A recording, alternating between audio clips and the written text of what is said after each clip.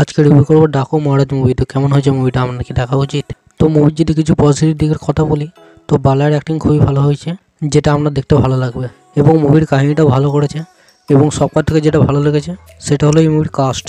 এই মুভিটা অনেক অ্যাক্টর এবং অ্যাক্ট্রেস আছে, এবং এমন নয় যে এত অ্যাক্টরদের নিয়েও তাদের কাজে লাগাতে পারে না, তাদের ভালো স্ক্রিন টাইম দিয়েছে। এবং এই মুভিটা ববি দেওয়ালের অ্যাক্টিং ভালো হয়েছে, যে এই মুভিটা ভিলেন হয়েছে। এবং মুভিটা প্রথম দিকে কিছু কমেডি আছে, সেটা ভালো লাগবে। এবং এই মুভিটা যেটা সব থেকে হাইলাইট সেটা হলো এই মুভির অ্যাকশন, সেটা দুর্দান্ত করেছে, দেখে মজা এসে যাবে। এবং মুভিটা অনেক কটা অ্যাকশন আছে যেগুলো খুবই স্টাইলিশভাবে দেখিয়েছে। এবং এই মুভির বিজিএমটা নেক্সট লেভেলের করেছে। যখন বালের এন্ট্রি হয় তার সাথে সাথে বিজিএমটা যখন বাজে তখন অসাধারণ লাগে দেখতে। এবং মুভিটা দেখার সময় আপনার 1 মিনিটও বোর লাগবে না। এবং মুভির যদি নেগেটিভ দিকের কথা বলি, মুভিটা একটা ব্যাক স্টোরি যেটা অনেক বড়, তাই প্রেজেন্টের যে স্টোরিটা হচ্ছে সেটা কম দেখায়। কিন্তু মুভিটা বেশ ভালো, আপনারা দেখতে পারেন। এবং ভিডিওটা ভালো লাগলে লাইক শেয়ার সাবস্ক্রাইব করে দেবেন।